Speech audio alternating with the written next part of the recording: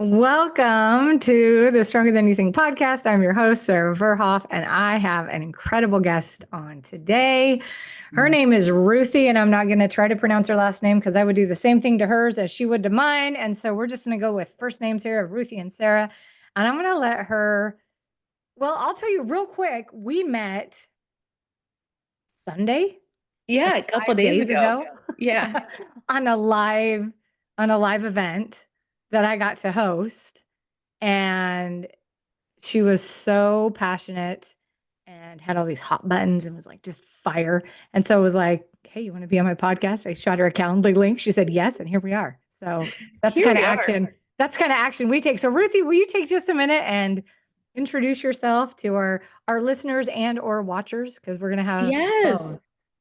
absolutely. First off, thank you for having me. I feel so honored. It's been a blast since I've met you. Just we've You're just had, welcome. Thanks for coming we've on. just had such a great time. So my name is Ruthie Sontag. I am from Akron, Ohio. I was a middle school teacher, and I've transitioned from the classroom to becoming a certified master level life coach. And in my life coaching, what I love to help people do is either, birth their dreams and their business and help their family build a winning home team. Uh, in my years of education, and we were talking about hot buttons. One of my hot buttons is people not being equipped with the real skills and mindset and tools that they need to succeed. And that's not just from my experience as a teacher, there definitely was lots of that, but just even my own experience as a human being, just growing up and feeling like, how come nobody told me about this? I feel like there was just so much that wasn't taught. And then when I became a teacher, I was like, why are we teaching this versus that? Like, why are we teaching things that are extremely irrelevant and unnecessary, in my opinion, versus things that I think could be extremely relevant and necessary? Like, even in my own years, like, since I've mentioned the hot button thing, Sarah, I've had so many more hot buttons pop up in me. And You're I'm just full of hot buttons I'm now. just I'm just a big old hot button. And I was thinking about like where are those areas of your life where you question? And like questions and curiosity, there's nothing wrong with that. Like just, you know, my hope would be you take it in a positive direction. And one of my issues that I had recently, I was just thinking back to like college years, and I was getting so ticked off, like just even kind of reminiscing, like I was a math and science teacher. How come I had to take 5 classes to get my reading endorsement? I was like, I'm never gonna teach kids how to read. Why is this necessary? And anyways, since we kind of opened up that conversation about hot buttons and one of the things you're passionate about, I've been finding some more things that have just come up for me in my own story. And I'm excited to talk about some of those things and question the norm and kind of push back where it makes sense because there's so many things that we tolerate and we accept and we allow that just ought not to be. Yeah. Oh man, I agree entirely. We have 6 children, and so I understand having kiddos come home and be like, "Oh my gosh, this is so irrelevant." And it's hard because I half the time I'm like, "You're totally right. You are absolutely right. Yeah. It is irrelevant. You will not use it." I cannot tell you how many times I have not used that. It reminds me of something I saw recently where we thought there would be a whole lot more quicksand, my generation, with the amount of quicksand or stop, drop, and roll. Like we've never had to do that. I have never spontaneously caught on fire to where I had to stop, drop, and roll ever. It's kind of sad. And It's so funny. where, like, I understand some of these things that are being taught. There are things that I agree. I would prefer they got taught. Although my husband and I take matters into our own hands, and we really enjoy teaching our children. For example, our Yes. 13-year-old, he's such a businessman. From the Yes. time he was in kindergarten, he would come home, be like, "Mom, I made 20 bucks." I was like, "How'd you make 20 bucks?" He's like, "Well, this kid wanted my fruit snack." I was like, "You sold him a fruit snack for 20 bucks?" He's like, "Yeah, he wanted it." And he's like, "Here, you want this?" And I said, "Yes." I was like, "Oh my gosh."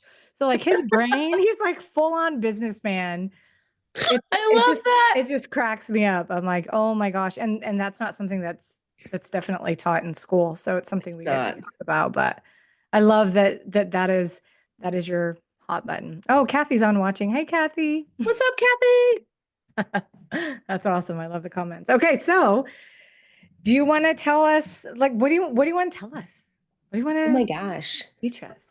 Okay, well, okay, so something I'll share is um I remember it's like a little bit about me, and then I think maybe one of the reasons why I'm so passionate about what I'm passionate about. And so I remember going to when I became a teacher, this was about back in 2014. They send you to all these professional development meetings where you like, no one told me also, like, man, we should write a book. Things no one told me. That'd be like a Right? great book or like A podcast lot of books, series. like volume.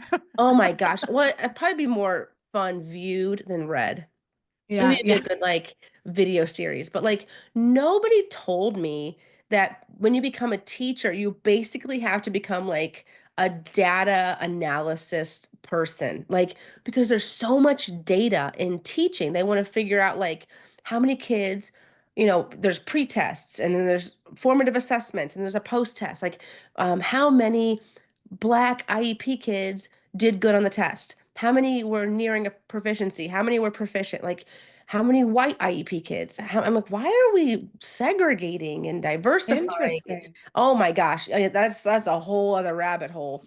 But I remember there was so much data that no one told me about. And anyway, so you go to all these personal or I'm sorry, professional development conferences as a teacher to get really good at data and really good at curriculum and really good at assessing.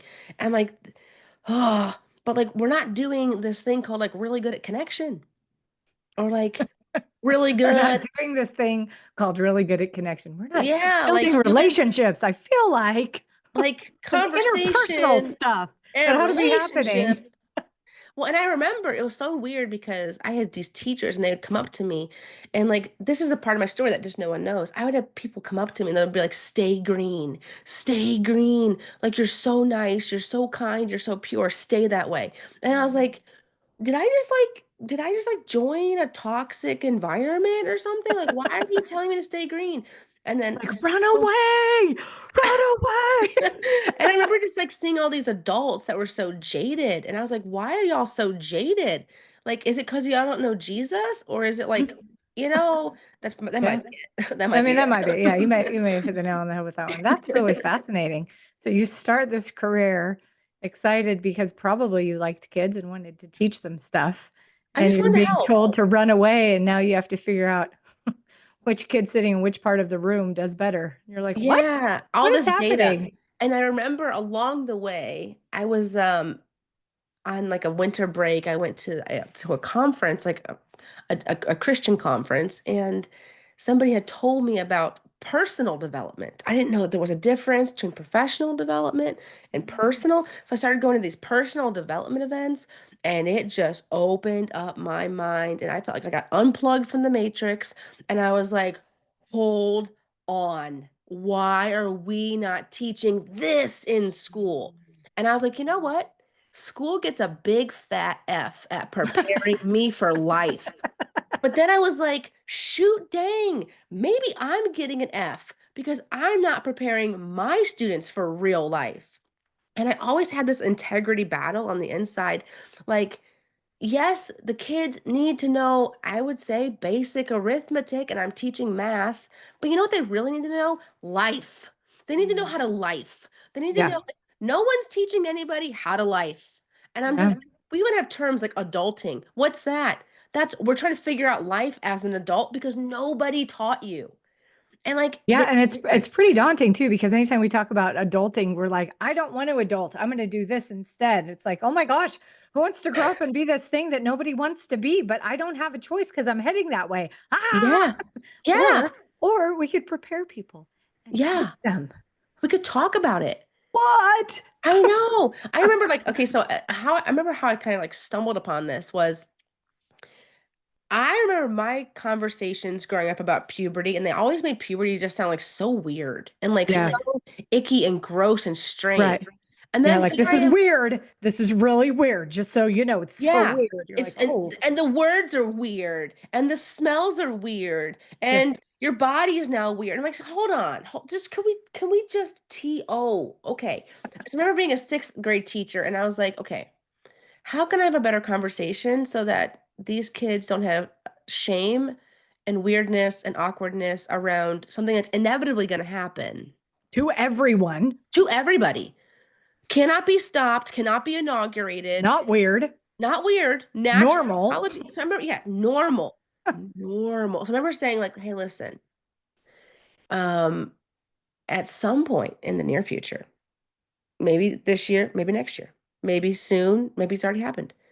Ladies, you're going to start having something called a menstrual cycle. And you guys are going to have to start showering more often because your body's going to produce smell and odor. And when you were a kid, it didn't. You wouldn't really be that stinky unless, like, you made a mess in your pants, or you played in dirt, or some other substance dried on your body, like snot or food. You basically aren't going to stink. You didn't stink up until this point. Yeah. But now your body has hormones changing, you're growing rapidly. Newsflash, drink lots of water and sleep a little bit more. It's Mm. gonna be good for you. You know how, like, when you were a kid, you didn't want to go to sleep? Well, now, like, you might be excited to go to sleep. And like, let that be okay. That's okay. You might start noticing people in ways that you never noticed them before, people that were ew and gross. It might be like, hey, you look kind of good. You know, you're gonna start thinking thoughts you have not thought before, feeling things you never felt before. Hair's gonna start growing on different parts of your body that's never grown before, and it's okay. Can we just talk about and give ourselves grace? I That's mean, fantastic. That is when not scary. no, It's fun. It's normal. And it's like, oh, yeah, I didn't. Oh, that makes sense. yeah, Oh, okay. Instead of like, what word did you just use? And you yeah, made a face while you said it. So maybe I should make a face yeah. while you say it. Yeah. Yeah, and just be like, this is what your body part is called, and this is what this one's called, and this is what they're for, and this is what they also can do. And we don't have to make it weird. We don't got to put a shame blanket Yeah. on the kids. And then Right. I just realized, like, if I can have that conversation about other things in life, Mm-hmm. if I don't got, why do we gotta make it so weird and so hard? And then Right. like, like, I mean, what's cool about that is no topic becomes off limits. Yeah. And people feel safe to experience their experience and think their thoughts and feel their feelings, which no one ever gave me that permission. And now that I say that all the time, it's so freeing and permission giving. Yeah. Could you just experience your experience, think your thoughts, feel your feelings? It doesn't mean that all those things are true, but it feels true. Doesn't mean that they Yeah. are true, but it feels true. And whatever, I truly believe, whatever you don't express, you will repress, oppress, depress, possess. And all that nonsense. Nice. Oh yeah, That's so good. whatever you don't express, you will repress, oppress, depress, and it will possess you. And all that nonsense on the inside causes dis-ease, Yes. disease. Oh, All yes. the ish you're not talking about causes issue in your body, right? That's Like, so good. inflammation is tied to who do you need to forgive? Oh, man. Rheumatoid arthritis is tied to, like, I'm actually blanking on the root of that one, but like, if you look at different pain in your body, it can tell you why Oh, it's yeah. there. Oh, you are so speaking my language. I deal with energies and emotions and physicality and people having pain. And Ruthie, all the time, people are like, they come to me because they have pain in their foot and they're like, I just can't stand this. This whole time they're talking, I can't stand it. I can't stand it. I can't stand it. And I'm like, I know you can't. I just heard you. That's why your feet hurt. Let's talk about it. Let's figure out what you can't stand Yeah. anymore. So absolutely. Oh my gosh, that is so fantastic. It's funny. So, and I don't know, well, I do know why, but I was going to say I don't know why, which I guess isn't even true. My husband and I, whenever there's a sex lesson to be taught at church, Hmm. it's always us. They always ask us. And people tend to look at my kids like, oh, shoot, are you going to be embarrassed? They're like, oh, what are they teaching the sex lesson again? Like, it's not a big deal Yeah, because I it's not a wasn't. big deal. Yeah, can I explain to you how I said it in the middle school classroom? Hmm. Secular middle school classroom. Yeah. This is how I'd explain sex. At some point, you're going to want to connect with somebody on the most deepest level. Okay. And I would recommend it's somebody that you're going to be with for the rest of your life. Because you may not know this, but you are a spirit who has a soul in a body. There's more to you than meets the eye. Your spirit and your soul are not visible, nor are they tangible, yet they are very real. Your body is physical and tangible. I can see it, I can touch it, but there's Mhm. more to you than meets the eye. And so Mhm. when you have activities, that's the word I would use. When you have activities with somebody else, your spirit and your soul is also engaged.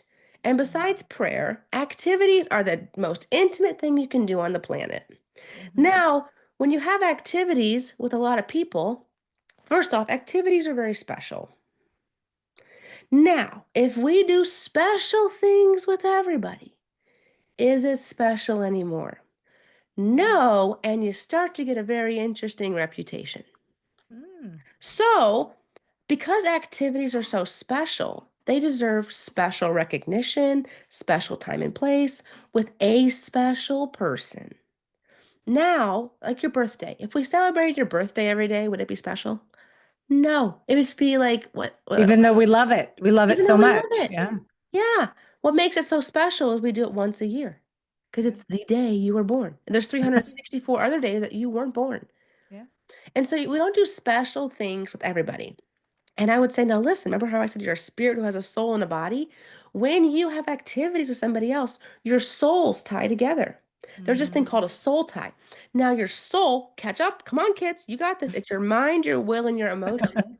So when you have activities with somebody, they have a little piece of your mind, a little piece of your will, and a little piece of your emotions. And that's how they can mess with you, Mhm. whether you're together or not, for how, like, even way later in life. Mhm. Because until you deal with those soul ties, they're still hanging out with you.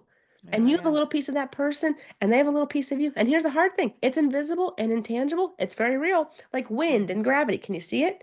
Can you touch Mhm. it? Can you No. taste it? Can you grab it? Can you harness it? Can you make it? No. Is it real? 100%. Mhm. Yes. Can you see the thoughts happening in my head? No. But do I have thoughts happening in my head? Yes. Can you see the words? Can you see the words coming out of my mouth? Mhm. No.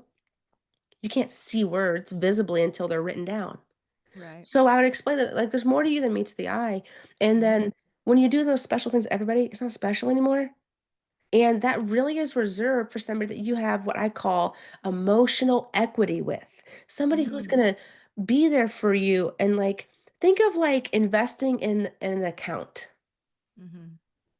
And you're making deposits, deposits, deposits. And then all of a sudden that relationship ends and you don't get to make any withdrawal. Yeah.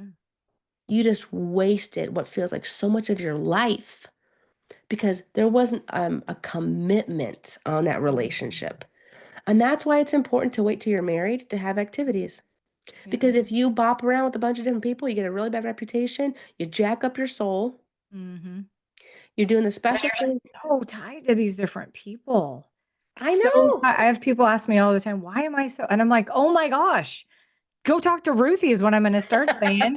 This is why, Yeah. is because you're connected on such a deeper level. It's not just like a high five that you give somebody you're gonna forget about.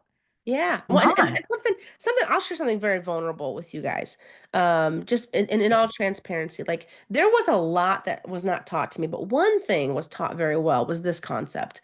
And my Mhm. parents, they didn't use this exact same language, but I got it. So I'm a Yeah. 34-year-old virgin waiting for marriage, and I love that about myself. That's fantastic. I'm gonna give you a high five through the High camera because five. that is not a popular opinion at all, and I think it's beautiful. I mean, Yeah. I was a virgin when I was married, and Let's I mean, both of go. my right, both me and my husband were when we got married, and that is Yeah. very that is rare, but it's so beautiful. And one of the things that I didn't, one of the reasons is because I didn't ever want to compare that intimate moment to Hmm. somebody else.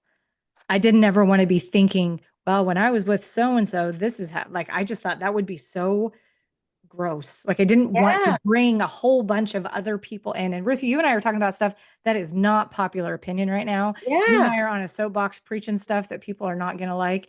And Well, I love it. yes, let me share this I real quick. love it. This is so fun. Couple things. So these are some of my go-tos.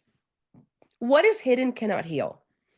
So if we have a bunch of soul ties, if we have a bunch of pain in your soul, your mind, your will, and your emotions, and we don't talk about it, what happens? Whatever we don't talk about We're tolerating. It's a sweep under the rug, elephant in the room, push it down, oppress it, depress it, possess it, pass it on. Whatever walks in you will run in your kids. Whatever you make room Yes, for in ma'am. toleration, they will do in excess. And something I noticed, and it feels very unicorn to be a 34-year-old virgin.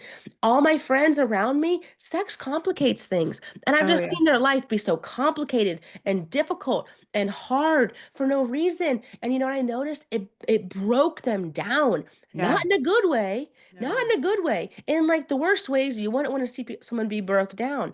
Mhm. And it jacks up your relationships.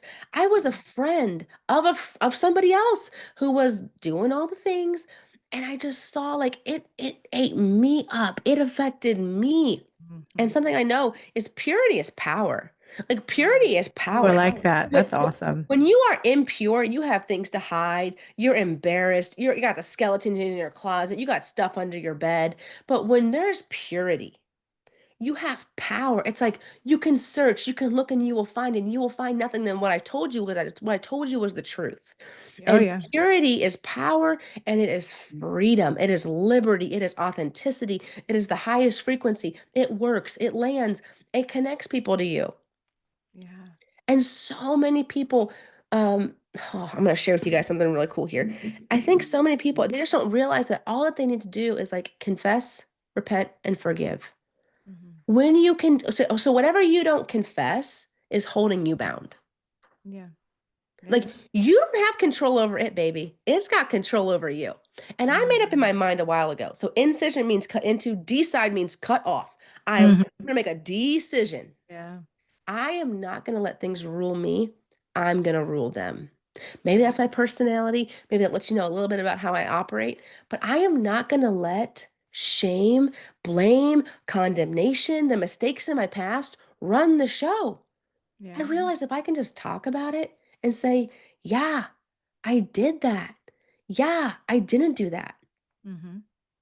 And Yeah. here's the results. Like, Mhm. I have not slept around.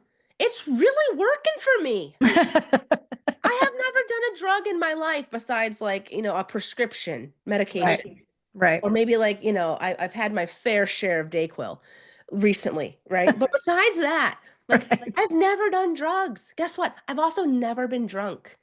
I am not saying that I am the epitome of what you should aim for. I'm just gonna tell you, not having sex with tons of people who I'm not married to, it's working for me. Not doing drugs, it's really working for me. Not getting drunk and being addicted to alcohol. Like, have I had alcohol? Of course, I've had wine, I've had drinks, I really like those little truly spritzers, but like, they don't own me. Yeah. Yeah. And isn't that it I love that you said purity is power, and it's freedom, and it's the ability Yeah. to choose for yourself. When I was on my walk this morning, I was thinking about just how much control that a substance we put in our body willingly can have over ourselves. We people tend to think, oh, if I put this in my body, it'll chill me out. But ultimately, that thing has control over our bodies, and it's Yes. repressing, it's pushing down, it's depressing, it's oppressing, it's all the pressing of everything down, and we don't even get to be who we are. We don't get to Yeah. experience life as we could when we're trying to cover it up and hide always. And then it's one hidden thing over, and we put another thing over, and another thing and another thing until guess what? Well, we explode in one Yeah. way or another. Something explodes. Something has to give because we can't keep doing that and thrive. And if we want to thrive, we have to get rid of that garbage. So Yeah. I love that you're saying that's what's working for me, and it's working for you. So Yeah. Well, keep success doing leaves it. clues. That's a Yes, clue, it does. I guys. know. Tony, let's go, right? That's Like what Tony success says all leaves the time. clues. And Yep. like I also, I mean, here Everything leaves clues, though. Let's be honest. that's so Success true. leaves clues, and not success also leaves some pretty big clues. Yeah. Well, it's like, where am I hiding in life? Where am I playing small? Yeah. Because I've realized, I mean, I didn't used to have my feeler turned on at all. My dad died when I was 10. We didn't do emotions in my house except for like, and if these are even emotions, I don't know, but we did like angry, tired, and hungry. Like that's it. That's it. That was my Those awareness. were the options. What are you That was feeling? it. No, that's not on the list. Sorry. No, no, no. Sad, Nope, we don't do that one. nonchalant, Nope. like I didn't even know what those were. I just knew these couple extremes, and I was in complete shutdown for so many years. This really vibrant alive person was super dead and dormant and like depressed, and I had voices in my head. I thought those were my voices. They weren't. And it's like I just now that I'm awake, I just want to go wake people up and just be Yeah. like, "Hey, listen, let's have a conversation. Let's have a better conversation. Yeah. Let's tell the truth. Let's tell it all and let's tell it fast." Yeah. That's the advice that publicists give celebrities when they make a big public blunder. Tell the truth, tell it all, and tell it fast. And like if you're anything like me where you have a faith or a belief system, go talk to your God. Like I call it falling apart in a love zone.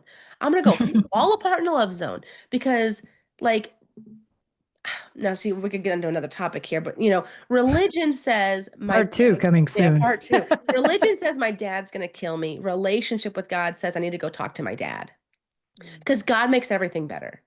And so I go have a Humpty Dumpty conversation with God. I fall all apart. I let him put me all back together, and I feel so much better because I don't have to carry all that shame, all that blame, all that condemnation around. I mean, that's disease. Yeah, it really is. That's disease. And I truly believe that whatever, like all that stuff that's building up builds resentment towards yourself and others and Mhm. disappointment. What does Oh, yeah. disappointment do? It makes you sick. Hmm. Literally, it says that in scripture. Disappointment makes your heart grow sick, but Hmm. longings fulfilled are a tree of life. And so God just has been helping me be on like this undoing journey, where I'm taking off these filters, I'm not hiding, I'm I'm being honest, I'm just talking about real things. It's amazing how magnetic real things really are. Hmm. And I feel Yeah. like if you're just dealing versus being real, like I want to introduce you, friend, there's a better way to life. You can be Yeah. real, you can feel, you can heal, and then like you can live a vibrant life. Yeah, You don't have to absolutely. live so depressed and struggling and stressful. Like I'm going through stuff. You might be going through stuff, but like there's a better way to handle it. Yeah. And So I oh I yeah. got to ask you. No, I got to. This is awesome. You're like preaching. It's amazing. I love it. But I'm curious because you said there were three choices growing up, right? There was anger, Yeah. hungry, and tired, and that was Yeah. it. And now you have more than three by far, Hmm. Hmm. and you have all this passion. So where was your that you can remember or that you can see? Was there a line in the sand moment? Was Yeah. there here I am. Oh shoot, now I see there's this. I cannot go back and I'm done. Yeah, Sarah, this is going to be a real one. This is going to get real. So buckle up, guys. That's good. I was actually in a Rockne's restaurant. I'm not sure if you guys have Rockne's where you're at, but there's Rockne's all around here. I was in a Rockne's restaurant and I was sitting across from two of my best friends in college. We would do this thing where we'd go out to eat every now and again. And for some reason, that was just the day that I decided I'm going to be brave and talk about all the horrible things that are happening in my life. And everyone knew me as the positive, encouraging person, the fun friend, but no one knew what was happening on the inside of me. Nobody knew I was depressed. Nobody knew I was dealing with suicidal thoughts. Nobody knew that the voices that were going on in my head. Nobody knew how bad my home situation was. Nobody knew. So after my dad died, um, and this part I want to talk about just delicately because I don't want to dishonor my mom. But there were parts where after my dad died, my mom had this great idea like, let's get lots of animals to breed them and sell them for extra income because your dad isn't here. And I have three brothers. So, how do I provide for four kids? My mom was working. She was a hospice nurse. She was working full time. So, basically, in my little girl head, my mom's working full time. I'm like, she's neglecting me. She's not Mhm. here. It's like both parents died. Now, honestly, looking back now, she was at work. She Yeah. had to work. She had to work a lot to keep a roof Mhm. over our heads so that we could maintain life. But I Mhm. was dealing with so much stuff and angst and issue, and I didn't know how to process it. And so, you know what animals do? They're fruitful and they multiply. They don't need permission. They just need No. to same space. And so we had lots of dogs and lots of cats. And that caused a lot of shame and condemnation because of how many we had and how we smelled and how we appeared and how we Oh, like from the outside, like from yeah. people. Yeah, Oh, yeah, yeah. okay. And this is all through my like my middle school years, like from age 10 to like age I mean even past 18. Really difficult time. So now I'm in college and along with all the animals also came lots of hoarding. And Mm, I'm not sure if you've ever been in a hoarder's house, but what you'll experience is two things I think you'll experience. Well, maybe three. I would say the main things you'll experience are shame, disgust, and confusion. okay. I had all of that. And so that's your experience. That's when you show up, Shame, this is what happens in you. yeah, and shame, Okay. shame. Okay, so guilt is I made a mistake. Yeah. Shame is I am a When mistake. I, yeah. So I was feeling always wrong and unworthy and not good enough. And I lied about my house. I never told anybody how bad it really was. We had the city called Mhm. on us. And so I just grew up with all this like shame and blame and condemnation and not good enough story. So then, I mean, kind of fast forward, I'm, sitting in front of my college besties and I'm like, I'm gonna tell them. And I don't even know like what prompted it. I think it was like a Brene Brown video that I watched. Thank God for Brene. Love you, Brene. Thank you. Serious. She Serious. said vulnerability is bravery. And Mm. just that alone broke it open for me. And then along so before I finish that story, an important detail is at that time I also got connected with a Bible study where it wasn't like your typical Bible study, like we're going to go through the book of James together. It was more like we're real people dealing with some real brokenness and we're really trying to help each other as best as we can and like stare at Jesus. Well, that's what You we're know what? Can I just like high five whoever was leading that, and for you for showing up. My husband and I actually do that every Monday night where we live, and we talk so real. Yeah, we get into scripture, of course we do, because that's where the magic is. And also we're real. We talk about real stuff. And how yeah. the heck do you go from sitting in a place that's really safe and reading scripture to going in the real world where it's like, oh my gosh, how do I apply this together? So we do that. So I am so Yeah. happy to hear that somebody did that for you and that you Yes. Oh my showed up. gosh. That's awesome. It was life-changing. I mean, and these are people who they were coming off the streets where they were prostituting, people who did drugs, people that were having abortions, people that were uh dealing with same-sex attraction, people, I mean, there was all types of people, but we were gathering around one thing, and that one thing was Jesus. And Yeah. we're being like, listen, like we're all trying to figure it out together. And I'm like, well, I mean, my cut side of the tracks was like, I've never done any of that. I'm not saying that there's anything wrong with you, but like I'm coming from a different side of the tracks. Right. Purity on lockdown, and my home life is hell. Yeah. Yeah. And I also just felt really like the feeling was inept or retarded. I just felt like I don't know how to connect with these people who are being so honest and real. It was a big wake up call and awareness to me, like I'm like the language you're using.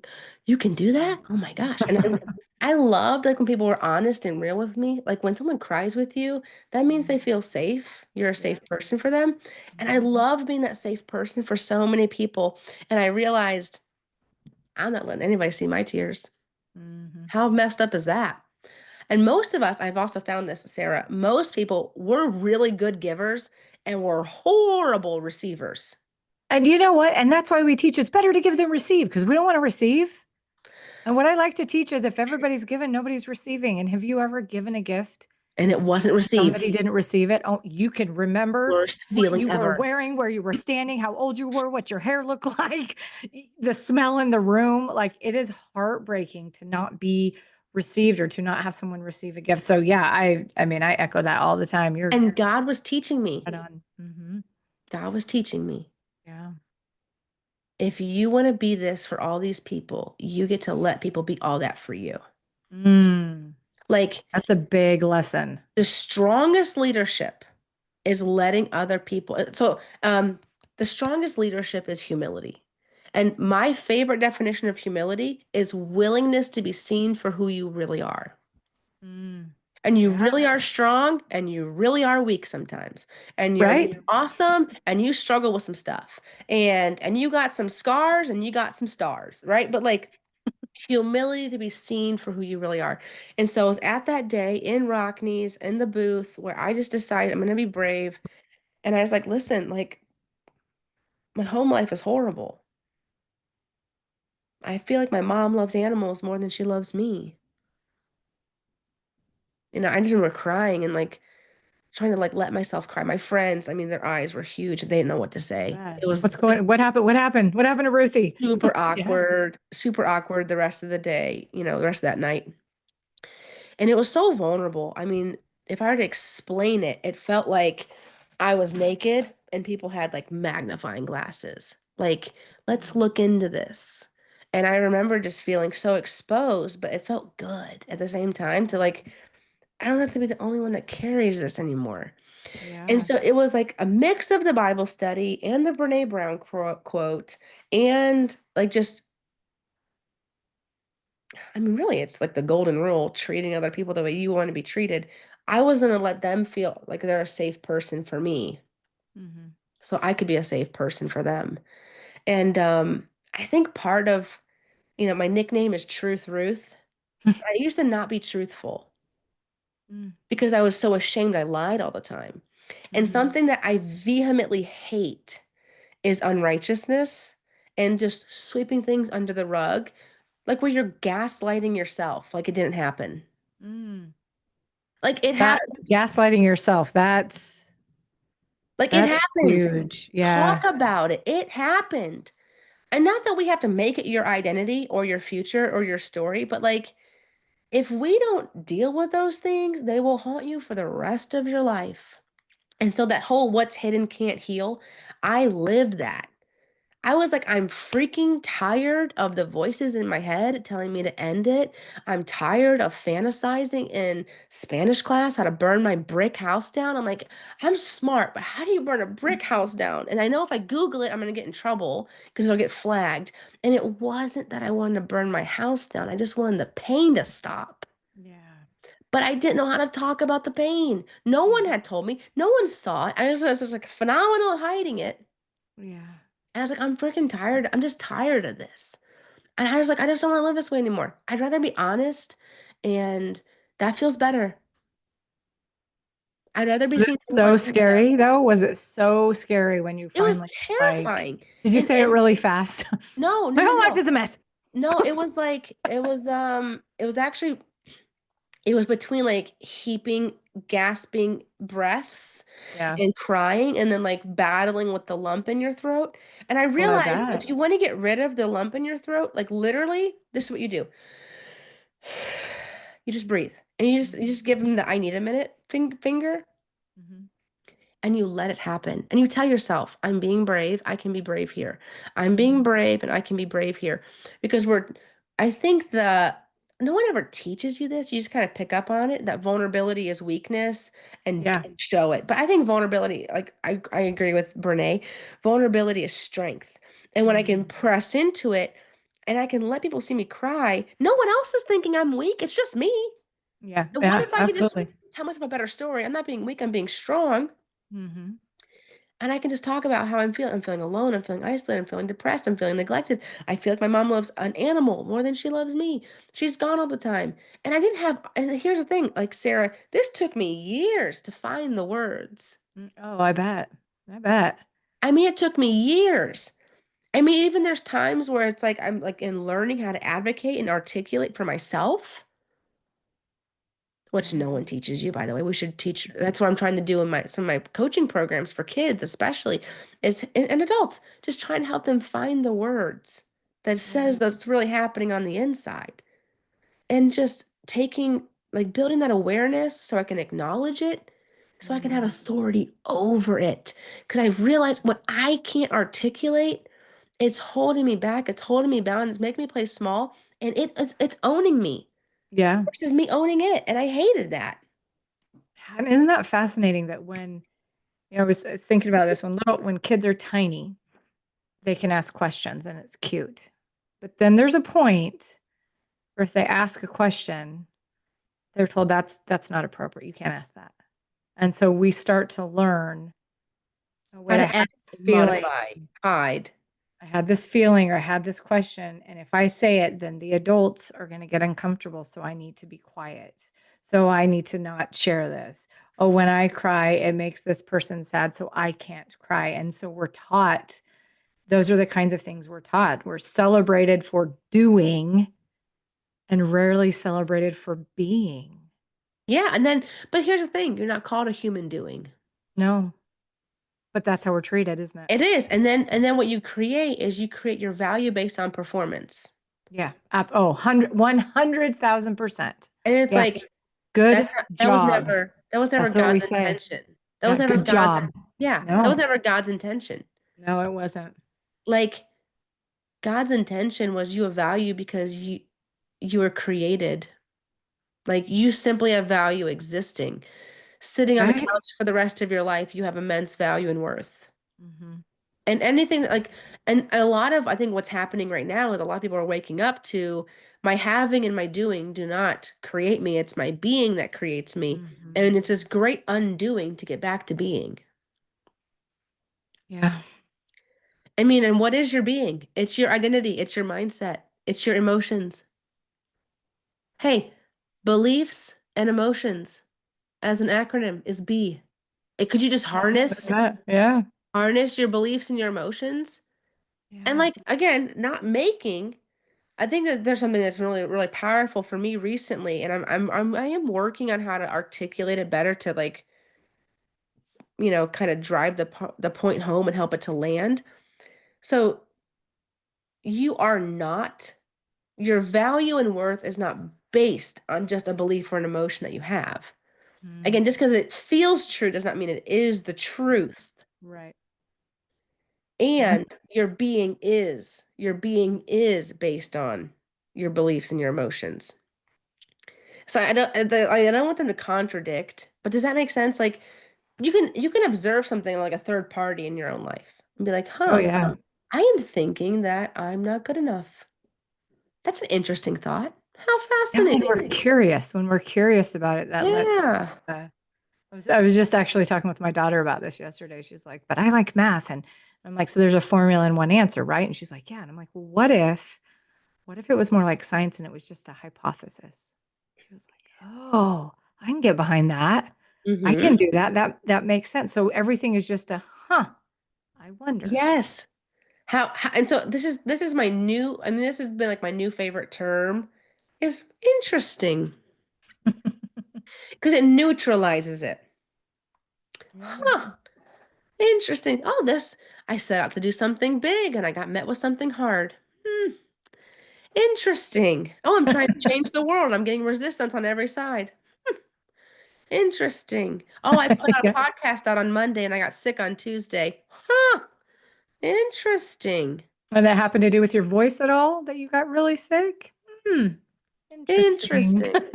Yeah. Or it's like, but I mean, it's just neutral. Like learning that there's neutrality Yeah. and getting to neutral. Like even when I first started life coaching and I understood cognitive behavioral therapy and how your mind works, also everything in cognitive behavioral therapy and in psychology is like rooted in scripture. So like that Hmm. was a really cool connection for me.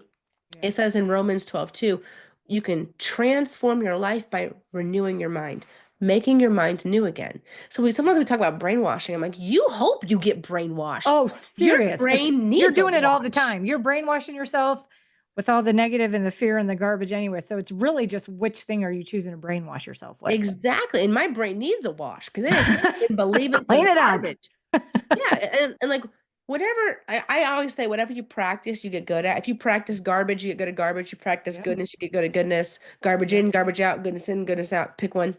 I Hmm. pick goodness. I pick, renewed mind. And I remember the first thought I ever renewed of my own. My mom and I were actually having a pretty heated conversation. And oh, that's another thing that I will also share with you is I never knew how to argue. That was Mm. another thing that precipitated my awareness of deficiencies in emotions is I couldn't argue. I remember thinking like, could we just argue in like 3 weeks? I'll be ready. But I remember I was like, why would I think that? Why do I think I need 3 weeks to get ready to have an argument? I don't like to argue. I'm not afraid of conflict. I don't necessarily love confrontation where people Mm, are angry and blaming you. hmm I'm like, can we be mature like adults and have a conflict? Because conflict done well brings connection. Can hmm we just like sort it out like adults where I'm not the enemy and you're not the enemy and like we're on the same team? Right. But I remember having a conversation with my mom. It felt very much like we were enemies. And I had this thought and I caught it. That was the biggest thing. I caught my thought. Mm, My thought was in my head is she's never going to get better.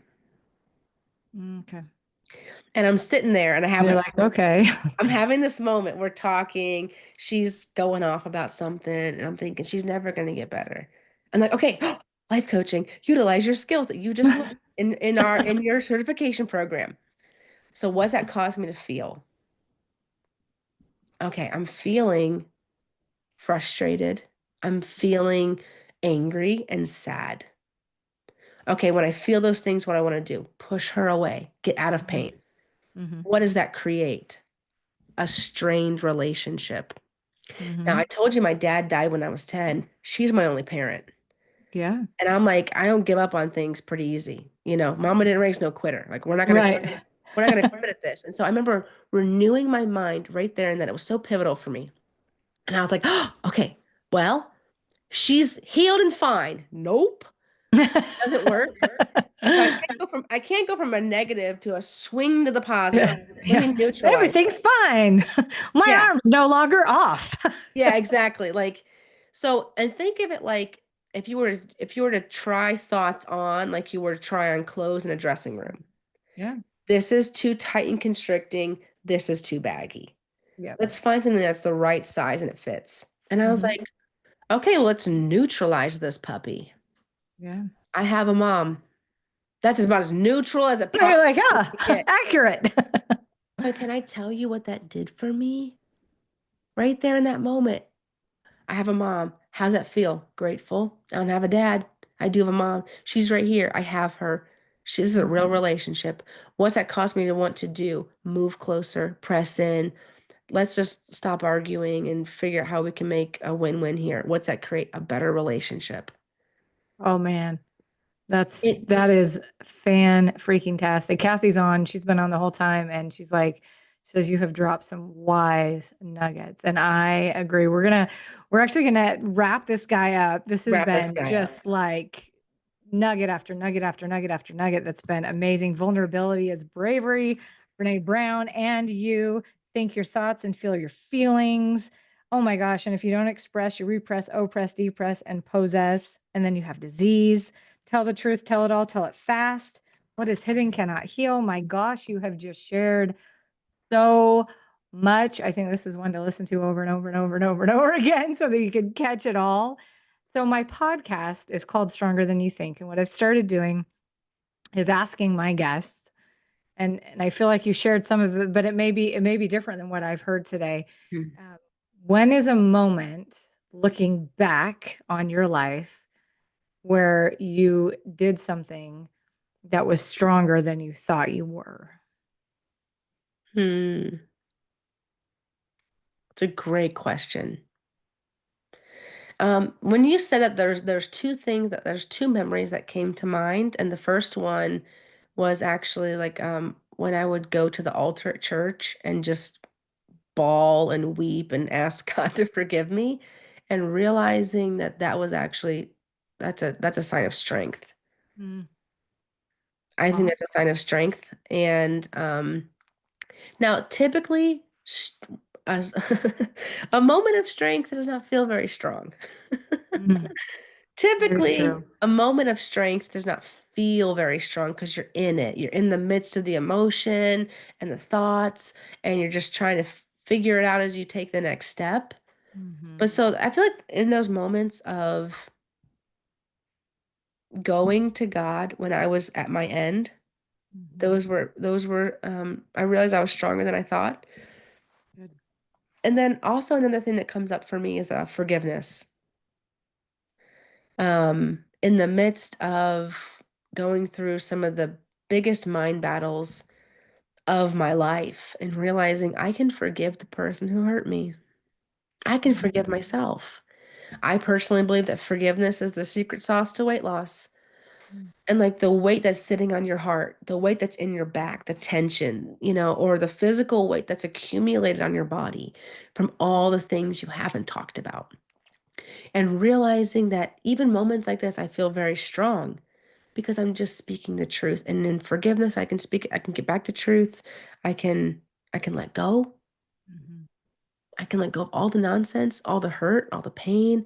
I don't have to make it mean anything about myself. Yeah, And in those moments, I'm like, "Phew, stronger than I thought I was." that's beautiful. I mean, I could go on. There's so many moments. I love that this is called the Stronger Than You Think podcast. Like, Oh, that'd be a great, journal exercise, like bullet yeah. pointing those moments. But Oh, yeah. becoming a It's teacher, becoming an entrepreneur. right. And it's so fascinating because I love that you brought that up. So often we are the strongest when we think we're the weakest. And I Yeah. love to point that out to people that did you realize what you did when you felt your lowest?